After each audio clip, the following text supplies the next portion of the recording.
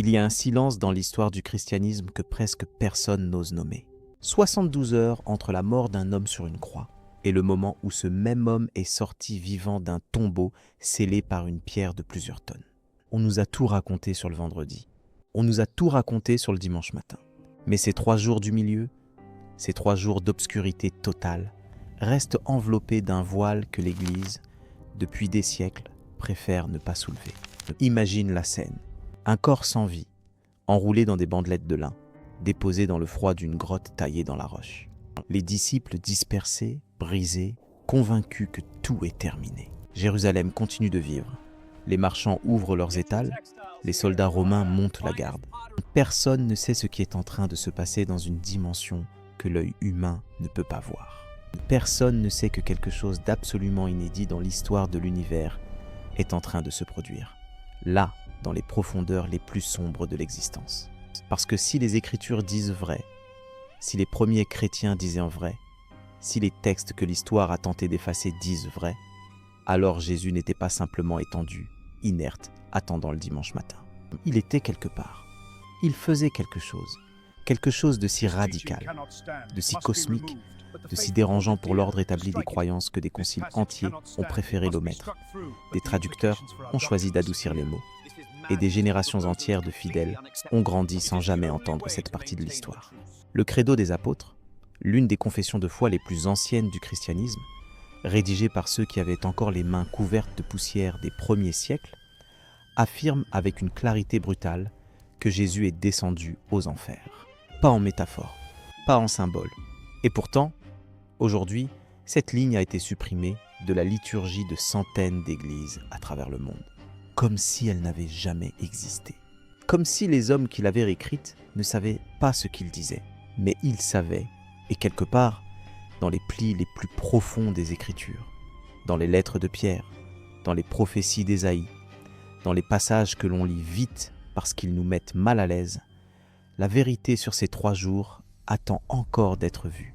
Pas lue en diagonale, pas résumée en une phrase rassurante, mais vue dans toute sa profondeur, dans toute sa violence spirituelle, dans toute sa gloire. Ce qui s'est passé entre le vendredi soir et le dimanche matin n'est pas un intermède. C'est peut-être le moment le plus décisif de toute l'histoire humaine. Pose-toi cette question une seconde. Pas en théologien, pas en croyant ou en sceptique, juste en être humain qui réfléchit. Si quelqu'un te disait que l'événement le plus important de toute l'histoire du christianisme n'est pas la naissance de Jésus, ni sa mort sur la croix, ni même sa résurrection, mais ce qui s'est passé entre les deux, que dirais-tu ? Et si ce même événement avait été systématiquement ignoré, minimisé ou carrément supprimé des enseignements de l'Église pendant des siècles, tu trouverais peut-être cela difficile à croire. Et pourtant, c'est exactement ce dont il s'agit ici. La plupart des chrétiens connaissent le vendredi saint et le dimanche de Pâques. Ces 2 moments sont au cœur de la foi. Enseignés dès l'enfance, célébrés chaque année avec des liturgies élaborées, des sermons soigneusement préparés et des cantiques qui font vibrer les murs des cathédrales. Mais entre ces 2 pôles, il y a un espace. 3 jours, 72 heures dont personne ne parle vraiment. 72 heures pendant lesquelles quelque chose s'est produit. Quelque chose que les Écritures évoquent, que les premiers croyants connaissaient, mais que l'enseignement moderne préfère passer sous silence. Pourquoi ? Commençons par ce que la Bible dit réellement. Matthieu, chapitre 12, verset 40. Jésus lui-même prend la parole et déclare « Car, de même que Jonas fut 3 jours et 3 nuits dans le ventre d'un grand poisson, de même le Fils de l'homme sera 3 jours et 3 nuits dans le cœur de la terre. » Remarque bien les mots. Pas dans un tombeau, pas simplement dans la roche froide d'une grotte, dans le cœur de la terre. C'est Jésus qui parle, c'est lui qui choisit cette expression. Et pourtant, on lit ce verset en s'attardant sur la comparaison avec Jonas et on oublie ce qu'il dit réellement sur sa propre destination après la mort. Maintenant, pense à ceci. Dans la tradition hébraïque, le mot utilisé pour désigner le royaume des morts est Sheol. Ce mot apparaît 65 fois dans l'Ancien Testament. 65 fois. Et dans la quasi-totalité des traductions modernes, ce mot est rendu tantôt par enfer, tantôt par tombe, tantôt par séjour des morts. Selon le contexte et selon les choix du traducteur. Ce manque de cohérence n'est pas anodin. Il reflète une gêne profonde face à ce que ce mot implique réellement. Le Sheol, dans la cosmologie hébraïque, n'est pas simplement un endroit où l'on met les corps. C'est un lieu où vont les âmes, séparées de Dieu, dans l'attente d'un jugement ou d'une délivrance. Il y a quelque chose d'encore plus troublant. Dans le livre des Psaumes, chapitre 16, verset 10, on lit ces paroles prophétiques « Car tu n'abandonneras pas mon âme au Sheol ». Les apôtres eux-mêmes ont cité ce verset le jour de la Pentecôte pour prouver que Jésus était bien descendu dans ce lieu et qu'il en était ressorti. Pierre, dans les Actes des Apôtres chapitre 2, verset 27, applique explicitement ce psaume à la résurrection du Christ. Ce n'est pas une interprétation marginale, c'est l'une des premières prédications chrétiennes jamais enregistrées. Les tout premiers croyants savaient que Jésus était allé quelque part après sa mort. Et ils n'en avaient pas honte. Alors pourquoi ce silence aujourd'hui ? Pourquoi, dans la grande majorité des églises protestantes, évangéliques, et même dans de nombreuses paroisses catholiques, ce sujet est-il soit ignoré, soit traité en quelques secondes comme une simple métaphore de la souffrance sur la croix ? La réponse tient en partie à l'inconfort théologique que ce sujet génère. Si Jésus est vraiment allé dans un lieu après sa mort, cela soulève des questions auxquelles beaucoup préfèrent ne pas répondre. Quel lieu exactement ? Pourquoi y aller ? Qu'y a-t-il fait ? Et qu'est-ce que cela implique pour la de la mort, du salut et de ce qui nous attend après ? Garde cette question en mémoire, parce que la réponse va se construire progressivement. Mais il faut d'abord mesurer l'ampleur de ce silence. Prends le credo des apôtres. C'est l'une des confessions de foi les plus anciennes du christianisme, utilisée depuis au moins le IIe siècle de notre ère. Pendant des siècles, les croyants du monde entier ont récité ces mots. Il a souffert sous Ponce Pilate, a été crucifié, est mort et a été mis au tombeau. Il est descendu aux enfers. Cette ligne était là, inscrite, affirmée, répétée. Et pourtant, depuis quelques décennies, de nombreuses dénominations ont simplement supprimé cette phrase de leur version du credo, ou l'ont remplacée par des formulations vagues qui en effacent le sens littéral. Cela devrait nous alerter. Quand une institution aussi ancienne et aussi structurée que l'Église chrétienne décide de retirer une affirmation vieille de presque 2000 ans de sa confession de foi, ce n'est pas par négligence, c'est un choix. Et tout choix de ce type mérite qu'on lui pose la question. Pourquoi ? Qu'est-ce qui dérange dans cette affirmation ? Qu'est-ce qu'elle implique que l'on préfère ne pas affronter ? Car si la descente aux enfers était simplement une métaphore inoffensive de la souffrance du Christ, personne n'aurait pris la peine de l'effacer. On n'efface pas ce qui est insignifiant, on efface ce qui dérange. Il faut aussi comprendre le contexte de ce que vivaient les premiers croyants. Quand Jésus est mort sur la croix, ses disciples ne comprenaient rien à ce qui se passait. Ils étaient dispersés, terrifiés, convaincus que leur mouvement était terminé. Et puis, quelque chose s'est produit le dimanche matin, qui a tout changé. Mais avant ce dimanche, il y avait ce silence de 3 jours que chacun d'eux a dû traverser sans savoir. Et quand Jésus leur est apparu ressuscité et qu'ils ont commencé à prêcher, ils n'ont pas sauté directement de la croix à la résurrection dans leur théologie. Ils ont affirmé, avec insistance, qu'il était descendu dans les profondeurs avant de remonter dans la gloire. C'est cette descente qui nous intéresse. C'est ce voyage dans les profondeurs que nous allons explorer. Pas pour choquer, pas pour provoquer, mais parce que les Écritures en parlent, parce que les premiers chrétiens en parlaient, et parce que comprendre ce qui s'est passé pendant ces 3 jours change profondément la manière dont on comprend la victoire de la résurrection. On ne peut pas pleinement saisir ce que signifie « il est ressuscité » si on ne saisit pas d'abord où il était, ce qu'il y a accompli et contre quoi il s'est battu dans les ténèbres. Ce silence de 3 jours n'est pas un vide dans l'histoire. C'est peut-être le chapitre le plus dense, le plus puissant et le plus révélateur de toute l'histoire du salut. Il y a une manipulation que personne ne t'a signalée. Elle ne s'est pas produite dans l'obscurité d'une conspiration secrète. Elle s'est produite en pleine lumière, dans les ateliers des traducteurs, dans les décisions des comités bibliques, dans les choix apparemment anodins de rendre un mot hébreu ou grec par un terme familier à l'oreille occidentale. Et ce faisant, Sans forcément en avoir l'intention, ces traducteurs ont effacé une distinction capitale que les auteurs originaux de la Bible avaient pris soin de maintenir. Une distinction qui change tout à ce que Jésus a traversé pendant ces 3 jours. Alors, arrête-toi un instant et prépare-toi à relire des passages que tu croyais connaître. Commençons par le commencement. Dans l'Ancien Testament, le monde des morts est désigné par un seul mot hébreu, Sheol. Ce mot apparaît 65 fois dans le texte original. Il désigne un lieu réel, un endroit où les âmes des défunts séjournent après la mort, séparés du monde des vivants. Ce n'est pas simplement la tombe physique où l'on dépose un corps. C'est un espace spirituel, une dimension invisible où les morts existent d'une manière ou d'une autre dans l'attente. Les auteurs bibliques hébreux le décrivent comme un lieu situé en bas, dans les profondeurs de la terre, un endroit de silence, d'obscurité et d'éloignement de la présence de Dieu. Jacob, dans la Genèse chapitre 37, verset 35, dit qu'il descendra en deuil vers son fils au Sheol. David, dans le livre des psaumes, en parle comme d'un lieu dont Dieu peut délivrer. Ce n'est pas une métaphore poétique, c'est une réalité cosmologique hébraïque. Maintenant vient le problème. Quand la Bible hébraïque a été traduite en grec, dans ce qu'on appelle la Septante, les traducteurs ont choisi de rendre le mot Sheol par le mot grec Hadès. Ce choix n'était pas absurde, car Hadès désignait dans la cosmologie grecque le royaume des morts, un lieu souterrain gouverné par le dieu du même nom.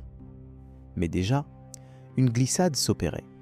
Le Sheol hébreu et le Hadès grec n'étaient pas exactement identiques dans leur connotation culturelle. Puis, quand le Nouveau Testament a été traduit en latin, dans la Vulgate, les traducteurs ont choisi de rendre Hadès par le mot latin infernus, ce qui a donné en français le mot enfer. Et voilà comment 3 mots, issus de 3 cultures et de 3 cosmologies différentes, ont été fondus en un seul, créant une confusion qui dure depuis des siècles. Mais il y a encore plus précis à comprendre. Dans le Nouveau Testament grec, 2 mots distincts sont utilisés pour désigner des lieux liés à la mort ou au jugement. Le premier est Hadès, qui reprend l'idée du Sheol hébreu, le séjour général des morts. Le second est Géhenne.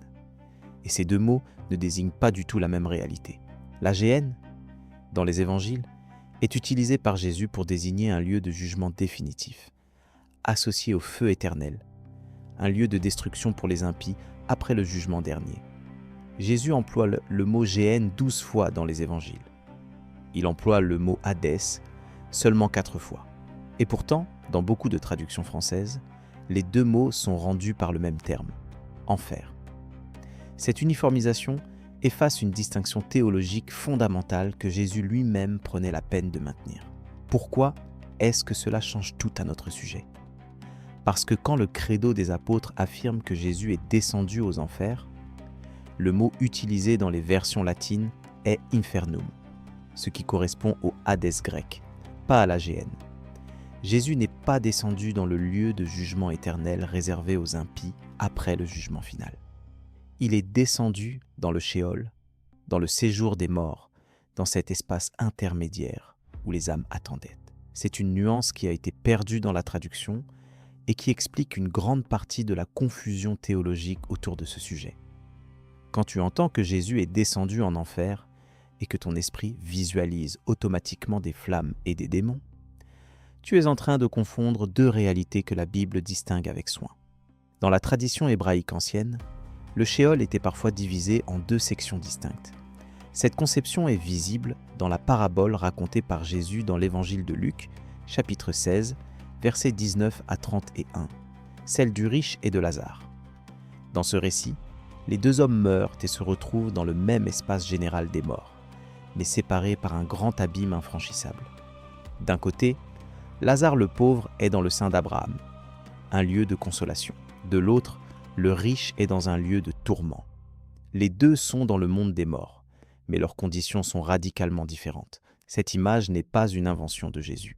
Elle reflète une conception hébraïque et intertestamentaire du Sheol, que l'on retrouve également dans des textes comme le premier livre d'Enoch, dans lequel le monde des morts est décrit avec des compartiments distincts selon l'état spirituel des défunts. Il faut s'arrêter sur ce point parce qu'il est central pour comprendre la suite. Si le Sheol était divisé entre un lieu de consolation et un lieu d'attente dans la souffrance, et si Jésus est descendu dans ce Sheol, alors la question n'est plus simplement où il est allé. La question devient, dans quelle partie est-il allé? Et pourquoi? Et qu'est-ce qu'il y a fait? Ces questions ne sont pas spéculatives. Les Écritures y répondent, mais de manière fragmentée, dispersés dans plusieurs textes que l'on ne relie jamais entre eux dans les sermons du dimanche matin. Garde ces questions en mémoire, parce que chaque réponse va ouvrir une profondeur nouvelle. Il y a un verset dans l'Épître aux Éphésiens, chapitre 4, versets 8 à 10, qui résume quelque chose d'extraordinaire. Paul écrit que Jésus est monté dans les hauteurs, mais il ajoute immédiatement « Or, qu'est-ce que cela signifie ? Sinon qu'il est aussi descendu dans les parties inférieures de la terre. » Puis il précise « Celui qui est descendu, c'est le même qui est monté. » Paul établit ici une symétrie délibérée entre la descente et la montée, entre le plus bas et le plus haut. Ce n'est pas une parenthèse théologique secondaire, c'est une affirmation centrale. La résurrection et l'ascension de Jésus ne peuvent être comprises pleinement sans prendre en compte sa descente préalable dans les profondeurs. Le mouvement est total, du plus bas au plus haut, de la mort la plus complète à la vie la plus glorieuse. Comprends maintenant pourquoi les mots comptent. Quand une traduction efface la différence entre Sheol, Hadès et Géhenne pour tout regrouper sous le mot enfer, elle ne commet pas seulement une imprécision linguistique. Elle efface une cartographie spirituelle que la Bible avait construite avec soin. Elle transforme une réalité nuancée, avec ses distinctions, ses espaces, ses mouvements, en une image monochrome qui génère de la confusion, et souvent du rejet. Les gens rejettent l'idée que Jésus soit descendu en enfer, parce qu'ils imaginent qu'on leur dit qu'il a subi un châtiment éternel. Mais ce n'est pas ce que les Écritures disent. Ce qu'elles disent est bien plus fascinant, bien plus cohérent et bien plus puissant, et c'est ce que nous sommes en train de déterrer. Imagine un instant ce que cela signifie de tenir entre tes mains un document vieux de presque 2000 ans, récité par des millions de croyants à travers les siècles, dans des langues différentes, sur des continents différents, dans des contextes de persécution, de guerre, de paix et de triomphe. Un document qui résume en quelques lignes ce que les premiers chrétiens croyaient être les vérités fondamentales de leur foi. Ce document existe. On l'appelle le Credo des apôtres. Et pendant des siècles, une ligne de ce credo a été récitée sans interruption, transmise de génération en génération comme un héritage sacré. Cette ligne dit ceci: il est descendu aux enfers. Puis, à un moment précis de l'histoire moderne, cette ligne a commencé à disparaître, progressivement, discrètement, sans grande annonce, et presque personne ne s'en est aperçu. Le credo des apôtres n'a pas été rédigé par les apôtres eux-mêmes, mais son nom reflète une prétention claire. Il contient ce que les apôtres enseignaient. Sa forme la plus ancienne remonte au IIe siècle de notre ère, et la mention de la descente aux enfers apparaît de manière explicite dans les versions du IVe siècle, notamment dans le credo attribué à Ruffin d'Aquilée vers l'an 390. Mais les théologiens s'accordent à dire que cette croyance est bien antérieure à sa formulation officielle dans le credo. Elle reflète une conviction que les premières communautés chrétiennes tenaient pour acquise. Une conviction qu'elles avaient héritée directement de l'enseignement apostolique, c'est-à-dire de ceux qui avaient connu Jésus, ou de leurs disciples immédiats. Alors pourquoi cette ligne a-t-elle été supprimée? La réponse honnête est qu'elle dérange. Elle soulève des questions auxquelles la théologie protestante en particulier a eu du mal à répondre sans créer de nouveaux problèmes doctrinaux. Jean Calvin lui-même, au XVIe siècle, a proposé une réinterprétation radicale de cette descente, affirmant qu'elle désignait non pas un voyage physique ou spirituel dans le monde des morts, mais les souffrances intérieures de Jésus sur la croix, son sentiment d'abandon, son agonie spirituelle. C'est une interprétation intelligente, théologiquement cohérente dans son système, mais elle contourne complètement le sens littéral et historique du texte. Elle transforme un événement en métaphore. Et une fois que cette porte est ouverte, il devient plus simple de supprimer la ligne que de l'expliquer. Mais revenons aux apôtres eux-mêmes. Que savaient-ils exactement? Le texte le plus direct se trouve dans les Actes des Apôtres, chapitre 2. C'est le jour de la Pentecôte, 50 jours après la résurrection. Pierre prend la parole devant une foule immense à Jérusalem et prononce le premier sermon chrétien jamais enregistré. Dans ce sermon, il cite le psaume 16, verset 10. « Tu n'abandonneras pas mon âme au Sheol, tu ne laisseras pas ton sein voir la corruption. » Et il explique à ses auditeurs que David, l'auteur de ce psaume, ne parlait pas de lui-même, parce que David est mort, a été mis au tombeau, et son tombeau est encore parmi nous. David parlait du Christ. Et la logique de Pierre est imparable. Si Dieu n'a pas abandonné l'âme de Jésus au Sheol, c'est parce qu'elle y était. Elle était dans le Sheol. Et Dieu l'en a retirée. C'est un point que l'on ne peut pas contourner par une simple réinterprétation. Pierre, le chef des apôtres, l'homme qui avait marché avec Jésus pendant 3 ans, qu'il avait vu mourir et ressusciter, explique à la foule de Jérusalem, quelques semaines après les événements, que l'âme de Jésus est allée au Sheol et que Dieu l'en a ressuscité. Ce n'est pas une spéculation théologique tardive, c'est le premier sermon chrétien, c'est la fondation de la prédication apostolique. Et cette fondation inclut la descente dans le monde des morts comme un élément constitutif de l'histoire du salut, pas comme un détail accessoire. Il y a d'autres voies apostoliques qui confirment cette réalité.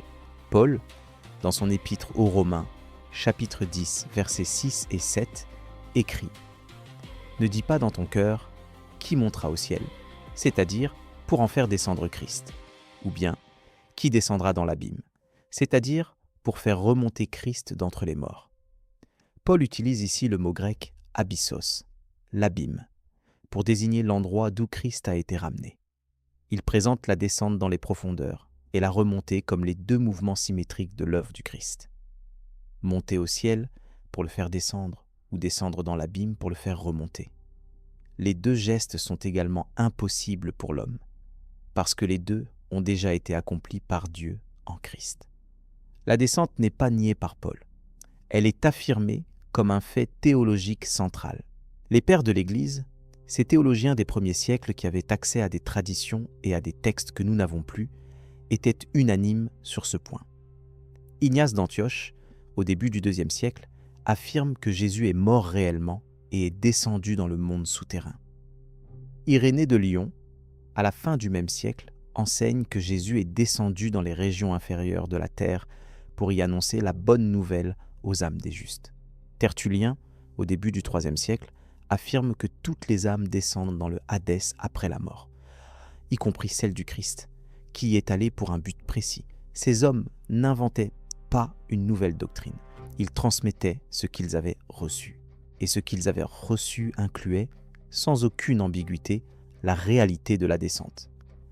Voici ce qui devrait vraiment te faire réfléchir. Si cette croyance était universellement partagée par les premières générations de chrétiens, si elle était inscrite dans leur confession de foi, si les pères de l'Église l'enseignaient sans gêne, et si les apôtres eux-mêmes la fondaient sur des textes de l'Écriture, alors la question n'est pas de savoir si Jésus est descendu dans le monde des morts. La question est de savoir pourquoi nous avons décidé de l'oublier. Qu'est-ce qui s'est passé entre les premiers chrétiens, qui affirmaient cette vérité avec confiance, et les églises modernes qui préfèrent l'escamoter? Quelle peur, quelle incompréhension, quelle décision théologique a provoqué cette amnésie collective? La réponse à cette question commence à se dessiner quand on regarde de plus près ce que Jésus aurait fait pendant ces 3 jours. Parce que si la descente est réelle, si elle n'est pas une métaphore, si les apôtres avaient raison, alors il ne s'est pas contenté d'attendre dans l'obscurité. Il avait une mission. Une mission que personne ne t'a jamais expliquée clairement. Une mission qui change radicalement la compréhension de ce que signifie le salut. Et une mission dont les traces sont encore visibles dans les textes les plus déroutants du Nouveau Testament. Et c'est là que tout commence à devenir vraiment troublant. Il existe dans le Nouveau Testament un passage que les théologiens appellent entre eux l'un des versets les plus difficiles de toute la Bible. Pas difficile à cause de sa longueur ou de sa complexité grammaticale. Difficile parce que ce qu'il affirme est si déconcertant, si inattendu, si étranger à tout ce que l'on enseigne habituellement dans les églises, que la plupart des commentateurs préfèrent soit le minimiser, soit proposer des interprétations qui en neutralisent l'impact. Ce passage se trouve dans la première épître de Pierre, chapitre 3, versets 18 à 20. Et si tu l'as déjà lu, il est probable que tu l'as lu trop vite. Alors lis-le maintenant avec toute ton attention. Pierre écrit ceci. « Christ aussi a souffert une fois pour les péchés, lui juste pour des injustes, afin de nous amener à Dieu, ayant été mis à mort selon la chair, mais ayant été rendu vivant selon l'Esprit, dans lequel aussi il est allé prêcher aux esprits en prison, qui autrefois avaient été désobéissants, lorsque la patience de Dieu se prolongeait au jour de Noé, pendant la construction de l'arche. Arrête-toi sur chaque mot. Jésus, après sa mort et avant sa résurrection, est allé quelque part. Il a prêché à des esprits. Ces esprits sont en prison et ils ont été désobéissants au jour de Noé. Voilà ce que le texte dit, pas une métaphore, pas un symbole, une action concrète dans un lieu réel adressée à des êtres précis. La première question que ce texte soulève est immédiate. Qui sont ces esprits en prison ? Et là, les interprétations divergent radicalement. Une première école de pensée, défendue notamment par certains théologiens réformés, affirme que ces esprits sont les âmes des humains morts avant le déluge, et que Jésus leur a prêché à travers Noé de son vivant. Mais cette interprétation contorsionne le texte de manière spectaculaire. Elle oblige à lire l'expression dans laquelle il est allé prêcher comme une action passée accomplie par Noé, ce qui est grammaticalement très forcé, et elle transforme une déclaration sur ce que Jésus a fait après sa mort en une déclaration sur ce que Noé a fait avant le déluge. Ce n'est pas ce que Pierre écrit. Une deuxième interprétation, beaucoup plus ancienne et beaucoup plus cohérente avec le texte lui-même, identifie ces esprits non pas comme des âmes humaines, mais comme des êtres surnaturels. Des êtres qui ont été désobéissants dans une période précise, les jours de Noé. Et ici, quelque chose se met en place. Si tu te souviens de la Genèse, chapitre 6, versets 1 à 4, le texte parle des fils de Dieu qui ont vu les filles des hommes et ont pris des femmes parmi elles. Ces fils de Dieu, appelés en hébreu Béné Ha-Elohim, sont des êtres célestes, des entités spirituelles qui ont transgressé les frontières entre le monde divin et le monde humain avant le déluge. Et leur transgression est précisément qualifiée de désobéissance dans le contexte que Pierre décrit. Cette identification est confirmée par une autre épître, celle de Jude, verset 6, qui parle d'anges qui n'ont pas gardé leur rang originel et ont abandonné leur propre demeure, et que Dieu a gardé pour le jugement du grand jour, enchaînés pour toujours dans les ténèbres. La même idée se retrouve dans la deuxième épître de Pierre, chapitre 2, verset 4. Dieu n'a pas épargné les anges qui avaient péché, mais il les a précipités dans le Tartare et les a livrés à des chaînes de ténèbres, pour qu'ils y soient gardés jusqu'au jugement. Le Tartare est ici le mot grec utilisé, un terme qui désigne dans la cosmologie grecque les profondeurs les plus basses de l'univers, en dessous même du Hadès. Ces êtres sont emprisonnés, et ce sont eux, selon cette lecture, que Jésus est allé visiter. Mais alors, voici la question qui devrait te brûler l'esprit. Pourquoi ? Pourquoi Jésus irait-il prêcher à des êtres surnaturels déchus, emprisonnés depuis avant le déluge ? Quelle serait la logique de cette visite ? Et que signifie exactement le mot « prêcher » dans ce contexte ?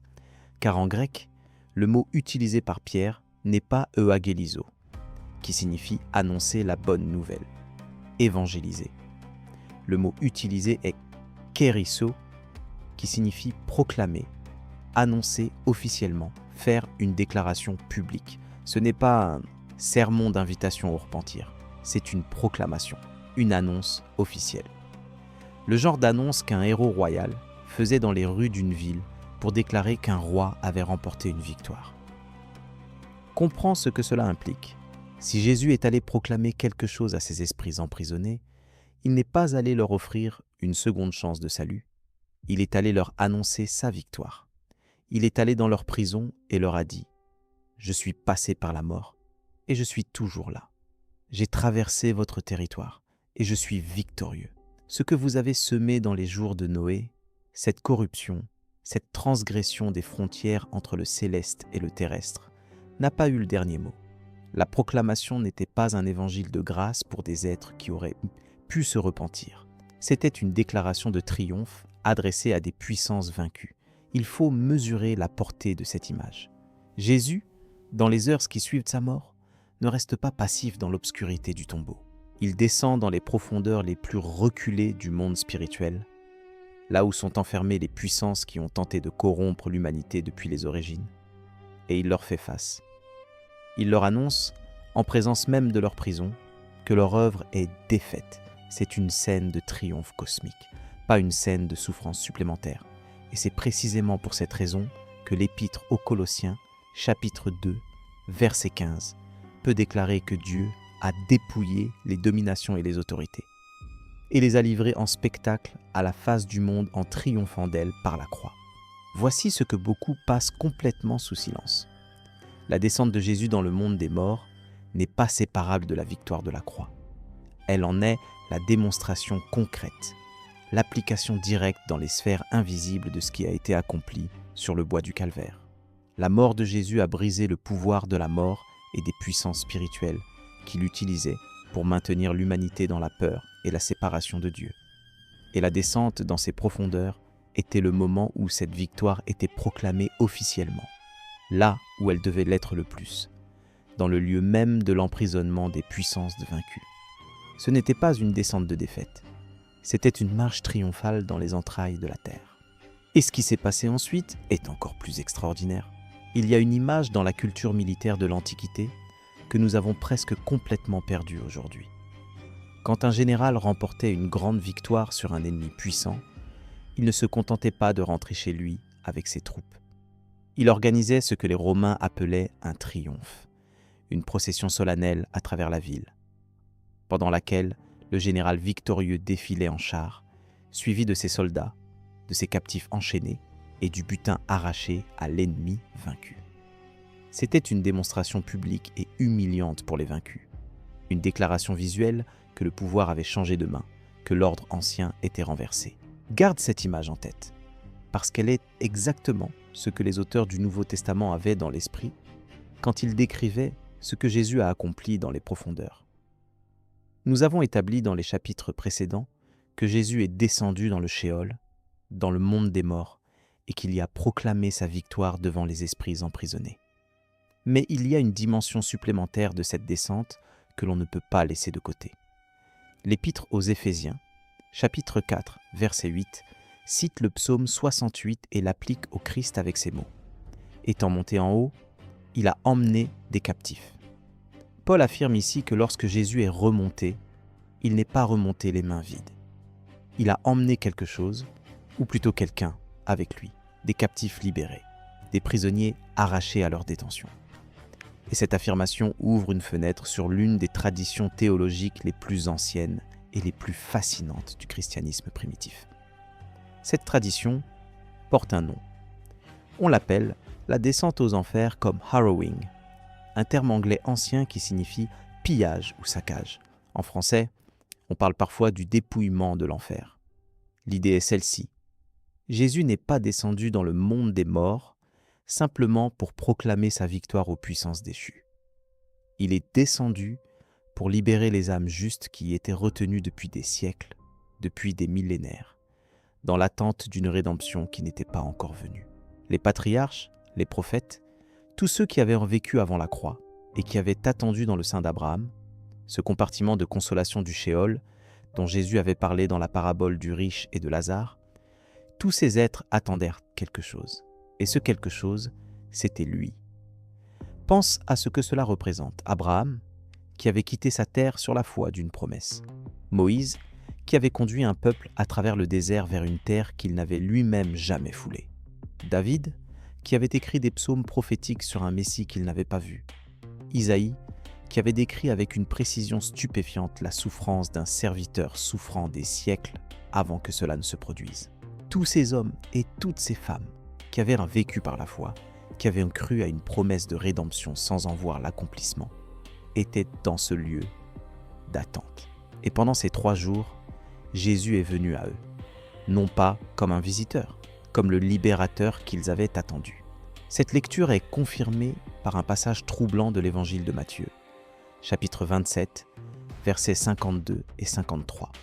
l'un des versets les plus étranges de tout le Nouveau Testament. Au moment où Jésus expire sur la croix, Matthieu décrit ceci.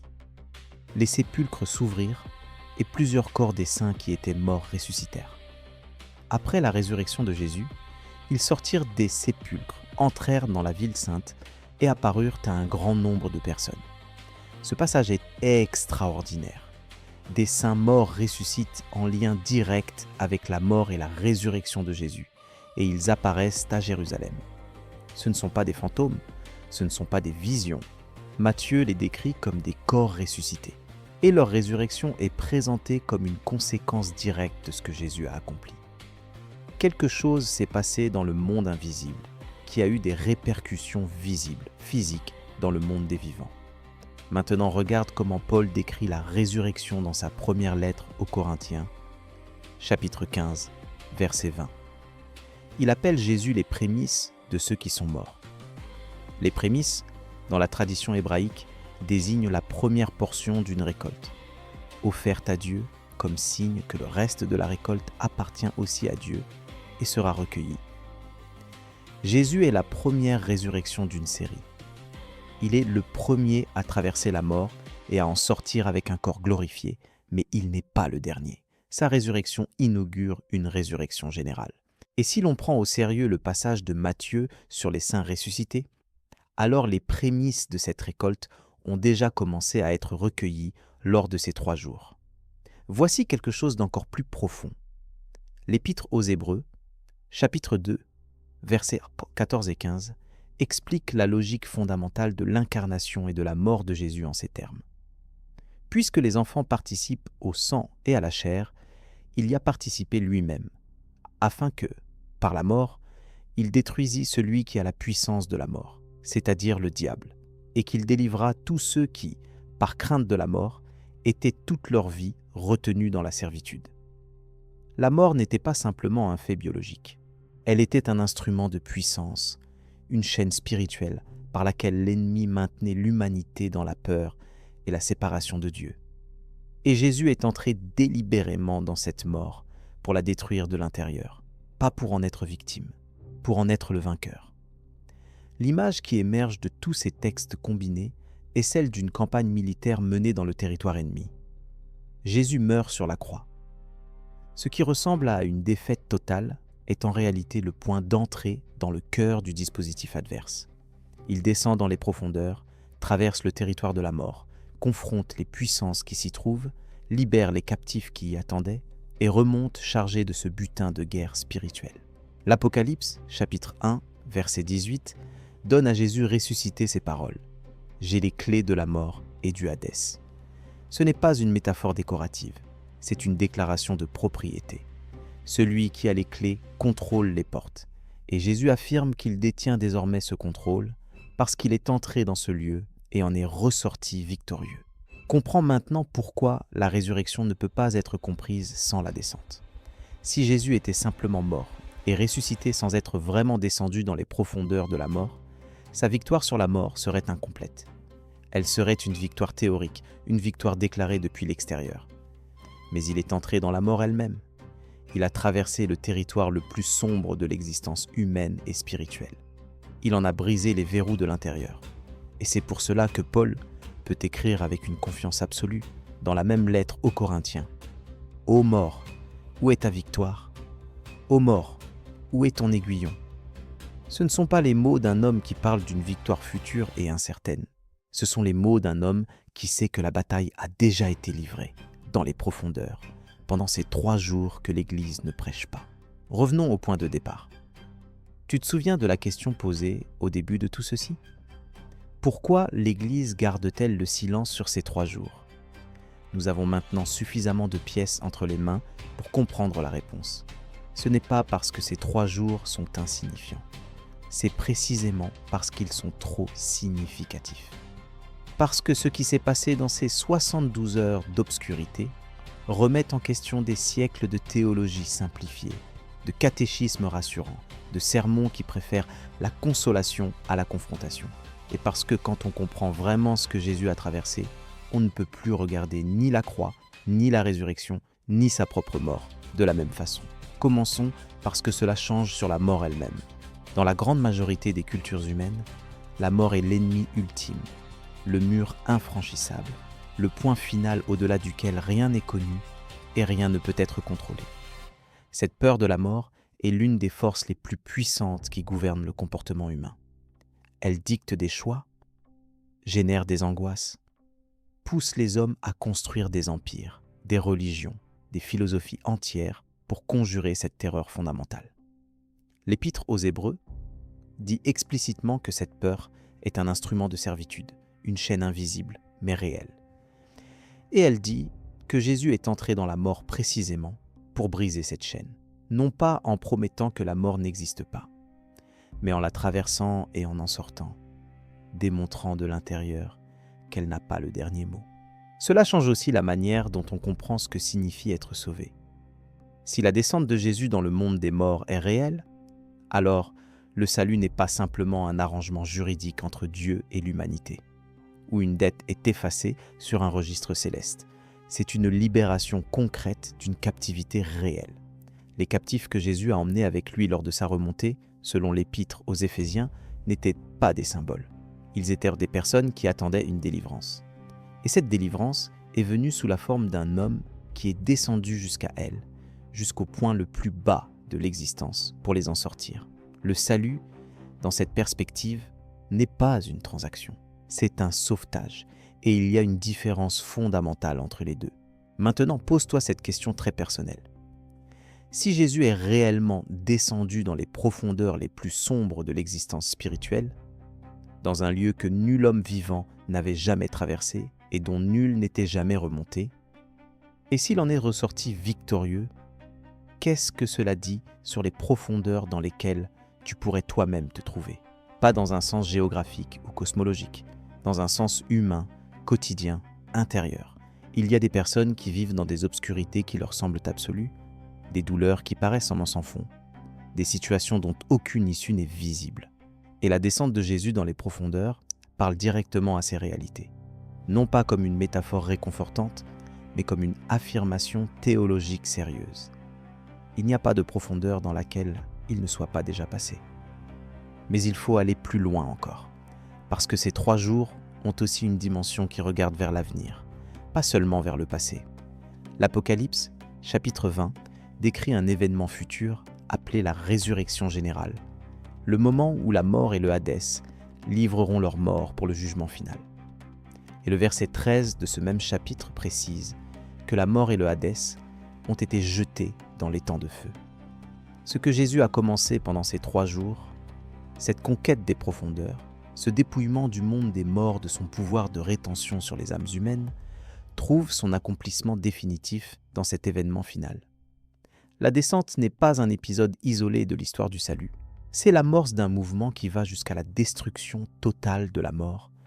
Comme puissance cosmique, il y a quelque chose que les premiers chrétiens comprenaient instinctivement et que nous avons perdu dans nos liturgies modernes bien organisées. La foi chrétienne n'est pas une religion de confort. Elle est une religion de conquête. Pas de conquête militaire humaine, pas d'imposition politique ou culturelle, mais de conquête spirituelle, cosmique, du mal, de la mort, de la séparation d'avec Dieu. Et cette conquête a eu son moment le plus décisif, non pas dans les miracles publics, non pas dans les discours sur la montagne, non pas même dans la résurrection visible du dimanche matin, mais dans ces 3 jours invisibles, dans ces profondeurs où personne ne regardait, où aucune caméra n'aurait pu capter quoi que ce soit. La victoire la plus totale de l'histoire s'est jouée dans l'obscurité la plus complète. Cela pose une question finale que l'on ne peut pas esquiver. Si tout cela est vrai, si Jésus a réellement traversé la mort, confronté les puissances spirituelles dans leur propre territoire, libéré des captifs et remonté victorieux avec les clés de la mort et du Hadès, alors qu'est-ce que tu fais de cette information? Elle ne peut pas rester dans la catégorie des curiosités théologiques intéressantes. Elle ne peut pas être rangée dans un tiroir mental entre les anecdotes bibliques que l'on trouve fascinantes, mais qui ne changent rien à la manière dont on vit. Parce que si Jésus a le contrôle sur la mort, si elle n'est plus le mur infranchissable qu'elle paraît être, alors toute la manière dont on oriente sa vie en fonction de la peur de cette mort est à reconsidérer. Les premiers chrétiens avaient compris quelque chose que le monde autour d'eux ne comprenait pas. Ils vivaient dans l'Empire romain, sous la menace constante de la persécution, face à un pouvoir qui utilisait précisément la mort comme instrument de terreur et de contrôle. Et pourtant, ces hommes et ces femmes allaient au martyre avec une sérénité qui déconcertait leurs bourreaux. Pas parce qu'ils ne ressentaient pas la peur, mais parce qu'ils savaient quelque chose sur la mort que leurs persécuteurs ignoraient. Ils savaient que Jésus était allé dans la mort et en était ressorti. Ils savaient que les clés appartenaient désormais à quelqu'un d'autre qu'à l'ennemi. Et cette connaissance transformait leur rapport à la mort de manière absolument radicale. Aujourd'hui, nous vivons dans un monde qui a développé des stratégies sophistiquées pour ne pas penser à la mort. La culture de la distraction, la médecine qui promet de reculer indéfiniment l'échéance, les philosophies du présent qui conseillent de ne pas s'inquiéter de ce qui viendra. Mais la mort est toujours là, et la peur qu'elle génère est toujours là, sous toutes ces couches de distraction. Ces 3 jours que l'Église ne prêche pas sont précisément la réponse à cette peur. Non pas une réponse douce et apaisante qui promet que tout ira bien, mais une réponse dure, concrète, ancrée dans un événement historique et spirituel réel. Quelqu'un est allé dans la mort avant toi. Il en a brisé les verrous. Et il en est ressorti avec les clés. La question n'est pas de savoir si tu vas mourir. La question est de savoir à qui tu fais confiance pour traverser ce que tu ne peux pas traverser seul.